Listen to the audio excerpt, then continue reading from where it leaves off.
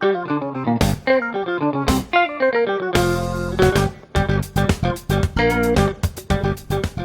not in the rooms. Nobody invites me in the rooms. Do you see the stupid hat I'm wearing today? They're not inviting me in those rooms. Let us, mini segment before we get to the big segment, which will roll into the big segment because I'm the best at transitions. What I'm saying is caught stealing. You missed 2 big ones last time. God damn it. Damn it. I think I wasn't on the proper amount of drugs. I think that's what it was. Caught stealing is a new movie. You said that you were higher than usual. Well, maybe I was on too many drugs. I think don't know. that might have been it. Could be. I had weed butter on my toast this morning, so I'm still wondering how that's going to go. Darren Aronofsky made a movie a few years ago that had the people talking, some good, some bad. Won some awards. Did he win some awards? Yes, Brendan Fraser won an award for The Whale. I believe that happened. Now, he's got a new movie out starring Austin Butler called Caught Stealing. I enjoyed the heck-a-majecka out of this movie. I was opening weekend, very excited about seeing this movie. Austin Butler is my guy. I was really interested to see what he did with this movie, and you know what? Some people said it online, but I'm going to say it now. This is kind of Austin Butler's first movie that it's his, and it's not Elvis, and it's not the other things. This is a true Austin Butler experience, and I think he crushed it. It is a bit of a slow burn. I don't know how audiences are going to make it through the first 10 or 15 minutes, but it's very vital to the story. There's obviously a reason. How does it compare? Because it doesn't look anything like Aronofsky, anything Aronofsky's ever done before. True. So how does it compare to his others? Because, I love most of his stuff. Most. So it's not as extreme or violent as some of his earlier work. But it has a bit of that energy and feel. One of the things that some people online have said, and I kind of tend to agree with it, there's a little Lock, Stock, and Two Smoking Barrels in this, a bit of that energy in there. I told you that I saw the Long Goodbye because this poor character, man, it's just not his days. It's just like one thing after another, and that's great for a movie because this character that you're rooting for just cannot get a break at all and just abuses him. There is a big turn at about a third of the movie that some people online think that they didn't like, but that's because they're little girls. Get over it. It was a great turn. I can't say what it is, but get over it. It worked perfectly. So to me, and again, I haven't seen it. It seems like it's closer to Pi than anything else he's done since.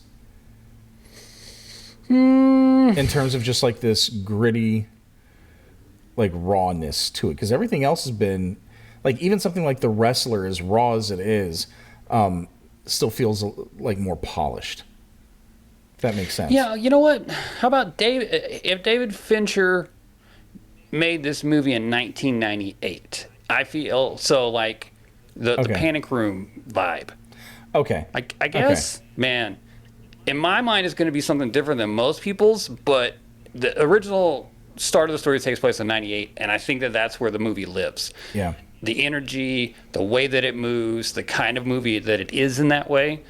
And I really love that. I love that idea of not necessarily making what people are making right now and how films are made. It just literally felt like he went back to 1998 and was like, let's how have we done this? And then he did it that way. What's your favorite Aronofsky?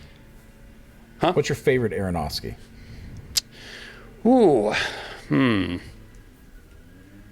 I don't know if I have a favorite, if I'm being honest. What's your least favorite? Oh, man. I don't know if I have a least favorite. I haven't seen The Whale because, I live it. The Whale was amazing to me. I cried during that movie. I thought it was definitely one of the best movies that year. I didn't think it was heavy-handed. Some people thought it was. Also, it's kind of weird that they won for makeup when it's a digital effect.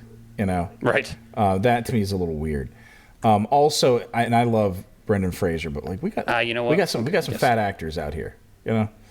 I've got my answers. Black Swan is my least favorite of his. Oh man. And I never saw Mother, so I don't know. Okay, yeah.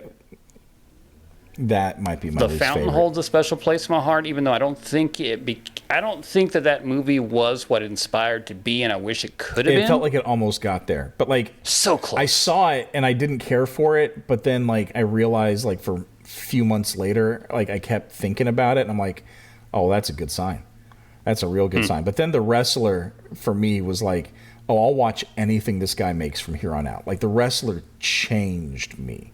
I love The Wrestler. I love Black Swan. I love Black Swan. I think some of the best performances of all time are in Black Swan. I actually am a huge fan of Noah. I love Noah. And I think Noah has one of the greatest pieces of film ever created, where he's doing like the history of creation. Like, it is one of the most visually amazing things I've ever seen. It is just, but Mother. Today I'm not bringing an argument to you. I'm always fascinated by there are moments in films that you can go, for whatever reason, at that moment in time when I'm watching this movie, it just didn't work for me.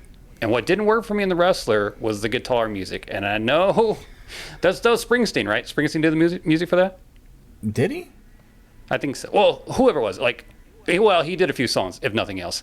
I just didn't feel like that music worked for that tone of that film at that moment in time for whatever particular reason. And again, I'm not saying it's good or bad or indifferent. It's Why just do I keep thinking I'm always fascinated by the music? Oh, well, Springsteen did at least the last song, right? Well, I mean, there are uses of songs in it, yeah, but like. But the guitar playing music, it didn't work for me for whatever reason in that movie. I also, along with Zoe Kravitz, who's also in this, Matt Smith, who, if he's a very, very, very specific character, I like him. Otherwise, I don't like him at all. Bad Bunny is in this. But there's a guy in that is playing the character from Barry that is the alopecia guy. Yeah. What's the character's name? NoHo Hank? Jesus, NoHo Hank. Yeah. He's playing a version of NoHo Hank, which I was expecting to see that character in movies coming up. And you know what? I think this guy did a pretty good job, too. I got the same NoHo Hank vibes. A little crazy, a little funny, all those kind of things. He's fun in this movie as well. Gosh, I really hope people will see it, but I don't know. Austin Butler's going to carry the day if it does. But if we're going to talk about box office this summer, we can talk about Austin Butler's not seeming to carry a movie. No. Sydney Sweeney's not carrying a movie. Dinosaurs we have box office, out the wazoo for dinosaurs. Okay, what happened this year, man? How did you feel? We kind of need to address the Jurassic series. Oh, please, let's talk all about it, because I was there, I saw that movie 2 weeks early. Okay. Because I'm fancy. So, like, the first Jurassic Park was a Spielberg movie that he famously, like, shot real fast because he made it as... He wanted to make Schindler's List, and they said, okay, well, we need something that we know is going to make money. And the second he was done shooting, he went to go shoot Schindler's List. And, like, all of post-production was handled by, like, George Lucas, right? And Jurassic Park made all the money. And at the time, if I remember correctly, I think they made it for, like, $60 million, and it made, like, $980.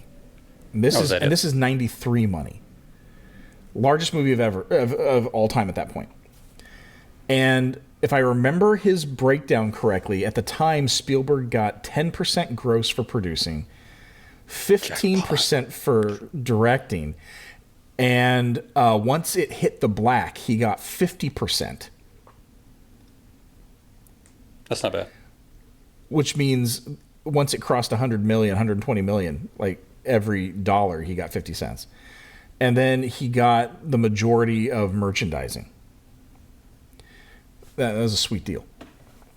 So then he made a sequel 4 years later that made a ton of money. Largest weekend at the time. Largest weekend opening ever. But people didn't care for it. People have softened to it now, but didn't care for it as much. But it wasn't the original. But it still made like $800 million.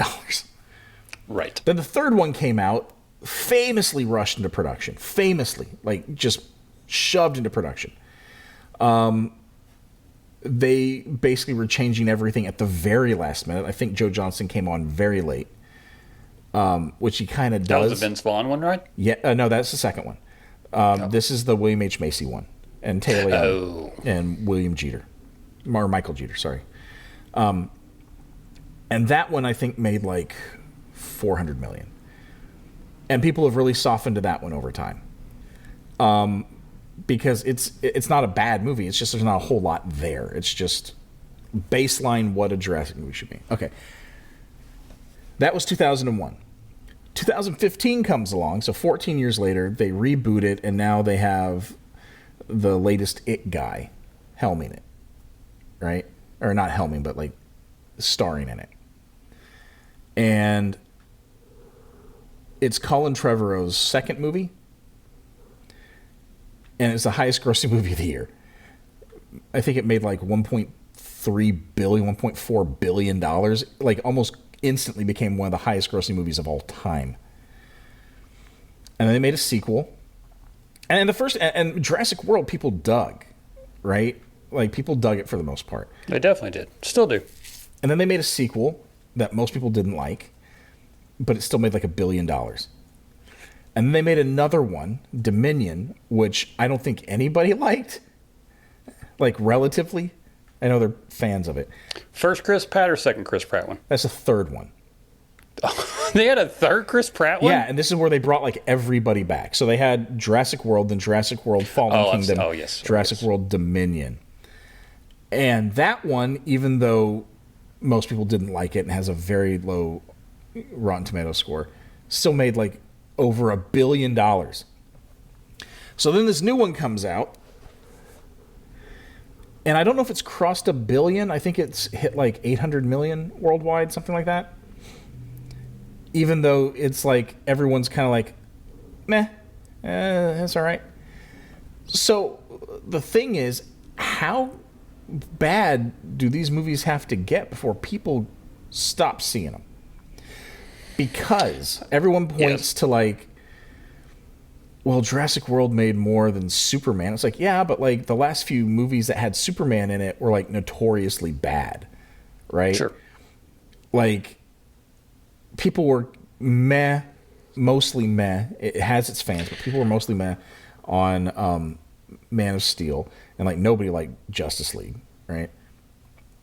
Do we compare this phenomenon not unlike a Godzilla kind of situation where there was just 8 million because you knew if you put Godzilla in something, people would come out because it's the creature? Same with the dinosaurs? It's not to this level. Like, these are all like $1 billion movies, right? It's not like a moderate hit. The only moderate hit here I don't think Godzilla was a moderate hit. I think 97% of Japanese people have seen Godzilla. No. I'm talking about just like terms of like how much money these things bring in. Like the 98 Godzilla didn't make anything. It made money here, but like not what they were expecting. It didn't do well.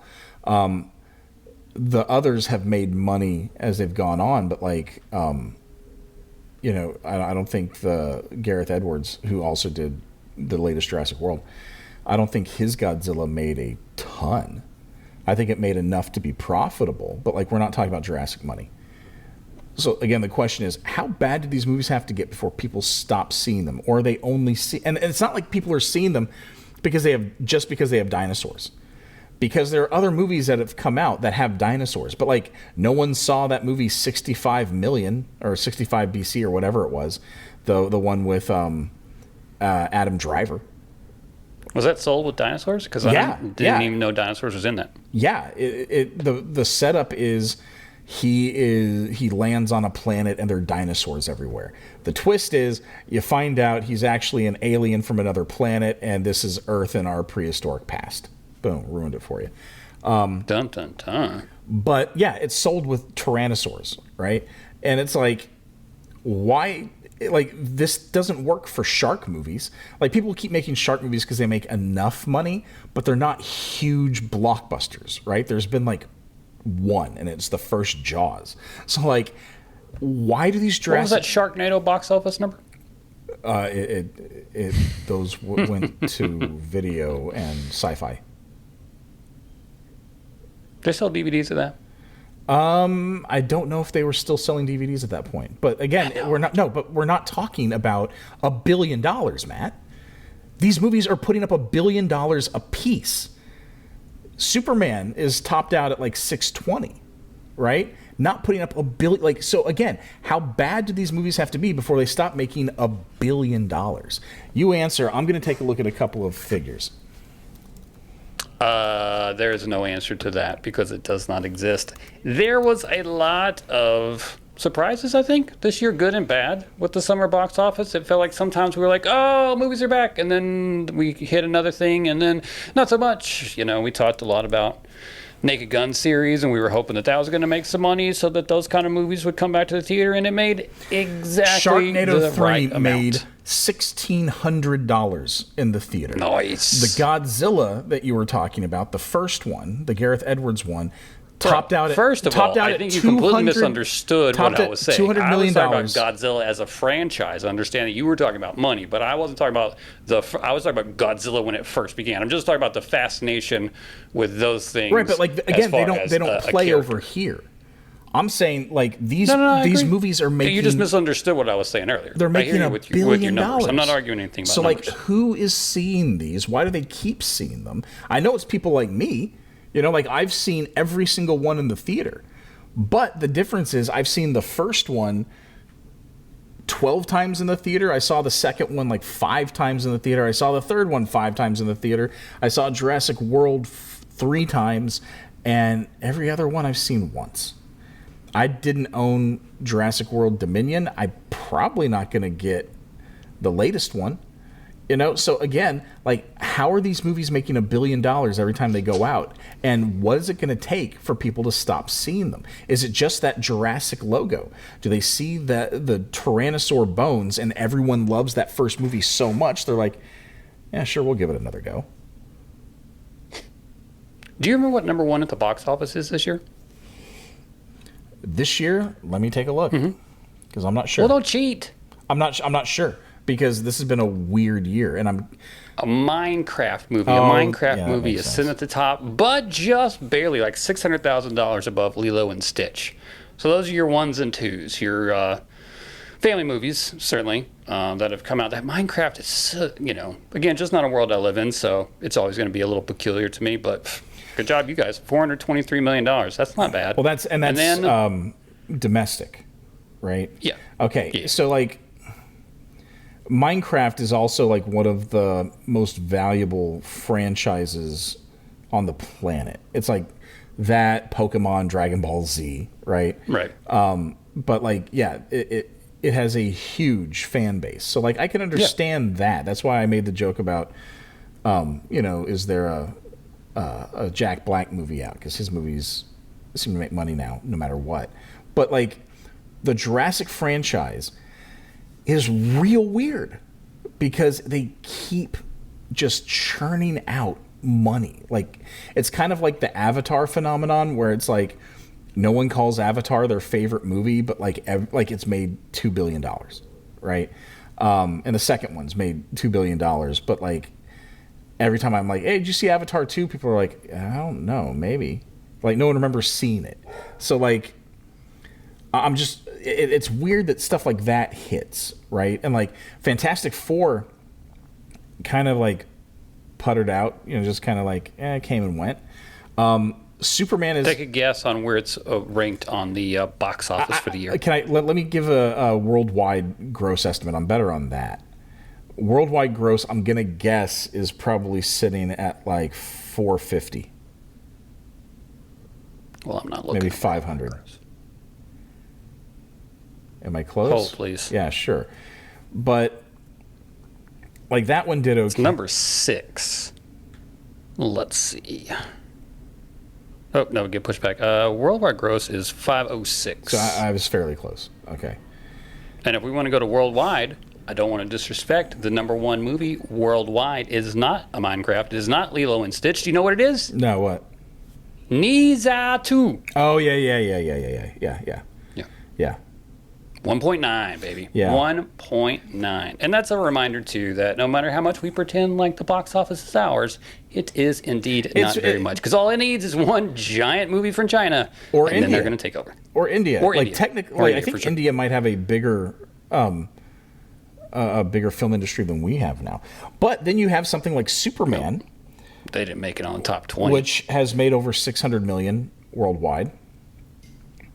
and it keeps making money even though it's available on video, right? Like you can get it on iTunes and it's still making money right now, which it's nice to see. I wish it would have made more, but then again, you're also fighting an uphill battle from the last. You have Man of Steel, Justice League, and Batman v Superman, right? And like those weren't received well.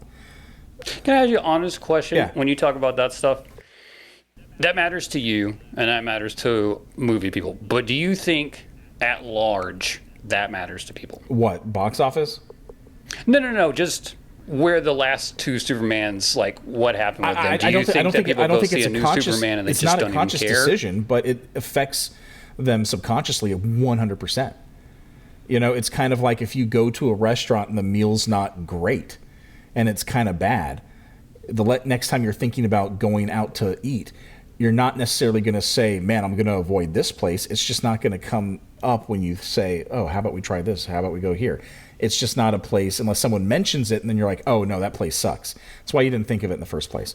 So I think that it's not a conscious decision, but it totally affects like 100%, which again is why it feels like this Jurassic franchise is such an outlier, because people will watch them and go, man, that last one, not that great. So what'd you see this weekend? Oh, I saw the new Jurassic World. It's like, why? You know, like that one, it seems to be like that one can't screw up enough to lose money at this point. It's weird.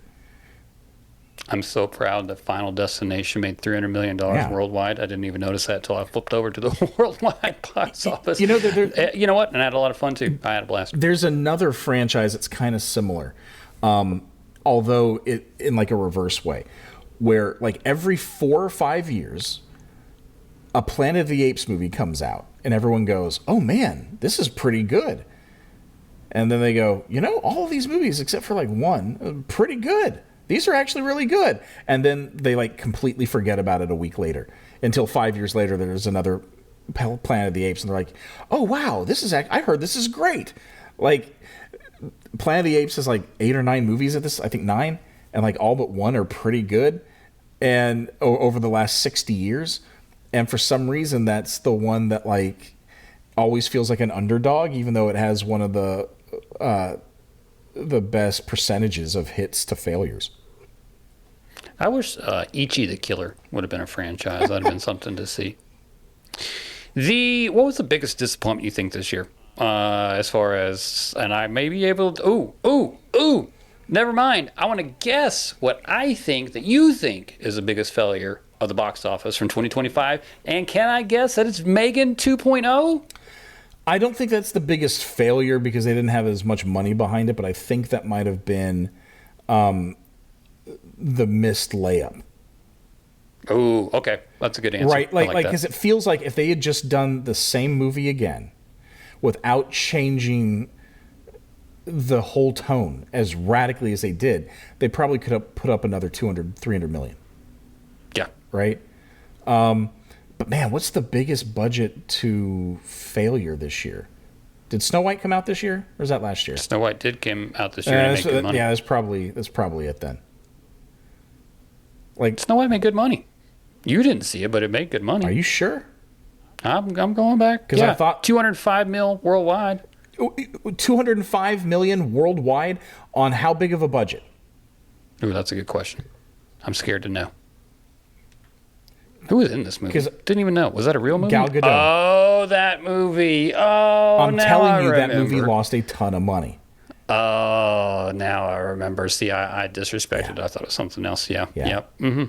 That's fair. Yeah, and you add in. But I'd also like to. Yeah, add in. Like to give a tip of the cap to Novocaine, which I had to see that trailer 8 bazillion times, and I hope it made no money, but it made a little bit of money. Nobody 2 came out, and nobody saw it. But again, these aren't like big budget. No, movies, I agree. So if these things put up like 60 million, they're profitable, right? But like, I didn't know this was Matt Financial Advice Day. I mean, it's just how you have to look at it, right? Like, it's the whole reason why Blumhouse has done what they've done, where they produce these things for like 3-4 million, like maybe 10, and if they make 40, like that's a huge return, Did you see Yadong, the Snitch? No. Oh, I thought maybe. Kraken. That was the thing. Clown in a cornfield. That's already on Shudder. Lord, didn't even know that thing made. How did that make money? Jesus. Eddington only made 12. All these people that are talking about Eddington obviously didn't go see it, you cheap bastards. You just have an opinion about a movie you've never seen. Wonder what Weapons is up to now. Oh, I'll look in just a second. The number 200 movie. 234 on a $38 million budget. That's how you do it. That's not bad. That's not bad. I will give you 12 million That's Bitcoins. That's like an 8 times return. Like, that's incredible. It's crazy. It's crazy. If you can tell me what the 200th movie with $3.79 million worldwide was at the box office this year. I cannot tell you that. Creation of the Gods Part 2, Demon Force. I don't know what that is. It's a Chinese movie, so that's not your fault. I thought it was a Christian movie, honestly, when I just glanced at it, and I was going to make fun of it. But since it's not, I will not make fun of the Chinese production company that made this, because maybe one day we can make things together. I don't know. What are the lessons that we learned this year? What do we think next year? How do you think that this is going to go forward? Does it mean that movies are back? Does it mean that movies are back? Well, that's the thing. It's real weird, because you have something like Sinners that made a lot of money, and that is an original concept. F1 did okay, didn't it? And that was an original concept. Yeah, did really good. But then you have like Fantastic Four kind of being like meh, Thunderbolts being kind of meh, even though the reviews on those were great, right? Superman is still making money while on home video, which is awesome and kind of crazy.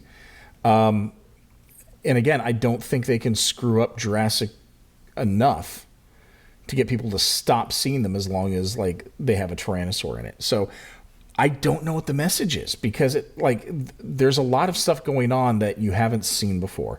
Stuff like, hey, we're going to do a Fathom event that's so popular for a 35-year-old kids movie that we're going to have to add an extra week and a half of screenings. Or, hey, Jaws is doing so well, we're going to add more screenings. Like, I don't know how to categorize what's happened, because it all feels so scattershot. It's not like saying, oh, people are rejecting this and they're going to indie films. Well, there's some. It's not like... And then there's some indie films that should have done better, like Eddington, that aren't, right? So, yeah, it's real weird, and I don't know what they're going to learn from it, if anything.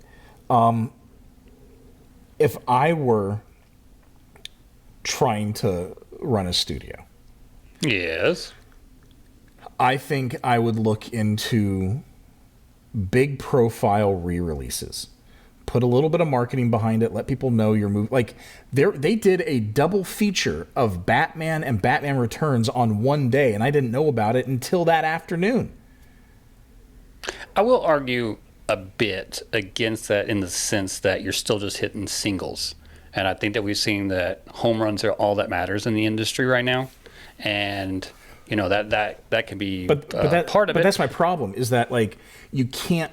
It's kind of like companies saying, oh, we have to keep expanding. It's like, that's impossible. You can't constantly expand, because you're going to run out of people. You're going to run out of money. You're going to have to get to a point where, hey, we're doing pretty good is okay enough, right? And it seems like, and again, it's the Jason Blum, it's the Blumhouse thing, where it's, hey, it doesn't cost us much to re-release this classic movie. Let's put some PR behind it, and if we can make $10 million in a week, that's $10 million, right? Like, yeah, that ain't nothing for the studios, and that's the problem. The other question I'm curious about is, what if, instead of it's a summer box office release, they put all their things into the holiday release situation, so as money, maybe get away from being in the summer when people are out doing things. There are more options now, but you put them into the winter time. I mean, I'm looking at the holiday release for 2026, and man, there's some huge movies coming. And maybe that's an adjustment that they're working on, is less during the summer for that way and more during the holiday season. I'm going to rewind a bit. First of all, if they care about every dollar that comes in. Again, it's why Blumhouse is successful. And they're not a studio. They're not a studio. They're not Paramount. They're not operating that way. Those studios do not operate the same as Blumhouse. But they're still getting distribution deals, so it does matter. My point is, if they can make $10 million in a weekend from almost nothing, like no skin in the game, I think that bodes better for them than putting out a Ron Howard movie that makes like $1 million that nobody sees. Now, as far as shifting release dates, we've seen that for a while. The last 3 main movies in the Skywalker franchise, right? Like the episodes 7, 8, and 9 were all released in December. You're seeing more and more of that just because, everyone's trying to stay away from, the big comic book movies in the summer. So I don't know.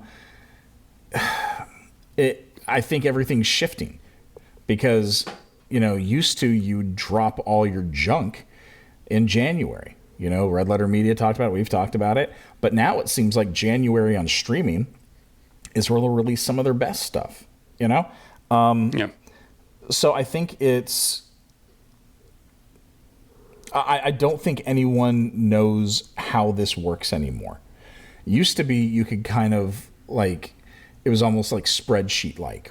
It's like we release our big tentpole family films mostly in the summer. We'll do usually a holiday film for the kids, like usually an animated thing or, like a Macaulay Culkin movie in the winter. But usually winter is reserved for adults and like the prestige pictures. And that's kind of out the window. The whole idea of Marvel can release anything and get $1 billion is done, right? Like that's not, they've had 3 or 4 movies this year, 3 movies.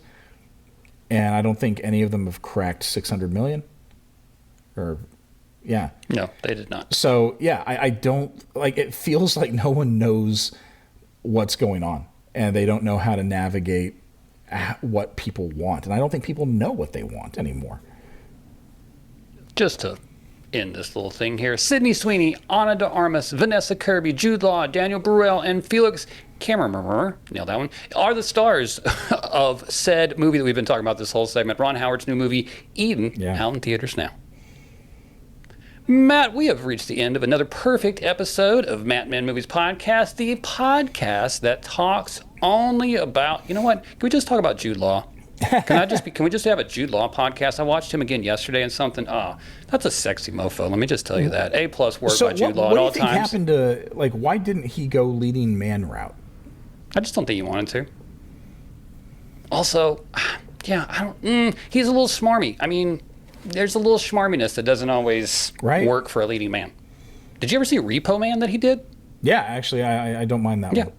Yeah, I enjoyed it, but yeah, it's just, he's a weirdo. Maybe a little bit too weird for a main guy. I don't know, but I do know this. I do know that we watch things all the time, and then we tell the people what they should watch. So I ask you, Matt, right now, in the week behind us, or the 2 weeks behind us, what should the people watch going forward that you've seen? That's a tough one. It's been a busy couple of weeks. I haven't had a chance to see a lot of new stuff. I've watched some old movies. I watched Revenge of the Nerds the other day, and classic. Man, that is that's not even problematic. That is just, it's sex crimes the movie. Yes. That is a different time. I'm gonna say actually watch Short Circuit. It is not what you probably remember it to be. It is a weird, bonkers movie that at times takes itself really seriously. But meanwhile, it's like you've got like a couple of people from Police Academy in it, and like no one mentions it, Also, as a kid, I used to think that the group going after the robot was the military. And like, as I got older, I realized, oh no, this is just like security from a private company. And then you get to thinking about like how people like that act with impunity in real life, and it's just like kind of terrible. And it's like, why do we even let that happen? Anyway, it's definitely of its time. It couldn't have been made 2 years earlier or 2 years later. Like, it exists in that moment. Ain't that the truth? My movie exists in a time that doesn't exist in the time when it was made, but exists in the time where it's talking about. The Informant, starring Matt Damon, is still fantastic. One of the funniest movies. I'm telling you what, probably top 5 best voiceovers in a movie. The way it's utilized in there is just exactly what you think of as a unreliable narrator. Boy, I tell you what, that guy is something else. The outfits in there, chubby Matt Damon is fantastic. That little mustache that he has. Every time you go, oh, we've seen everybody we think we're going to see in this movie. Nope, somebody else shows up, and it just gets really exciting. There's nothing more exciting than when Scott Bakula shows up for me, because that's my guy. I've been with Scott Bakula since '89. Oh, yeah. And I don't always like his work, but you know what? His face always makes me happy. When he showed up warm inside. When he showed up in Behind the Candelabra, I got so, and he's like first thing in the movie too. So happy. Well, what's your favorite voiceover in a movie? Sunset Boulevard. Does it really happen throughout? No, I don't need it all the way throughout. Okay. You want me like to? Okay. You answer me, and then I'll think. I'll pontificate. I'm thinking that I really love the multiple ones in Casino, especially when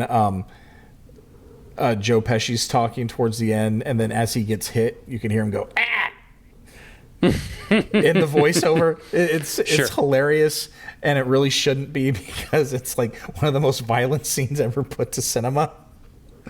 That is true. How about, you know what? I'll just go normal, and that's fine, because sometimes just normal is the reason for it. Shawshank Redemption. That's a good one. I mean, that work is... Get busy living, boy, or get busy dying. Oh, so good. So good. Anywho's, I think that was it. I think that we are done. We are through. We're out. Matt, anything else to say to the people before we go? See?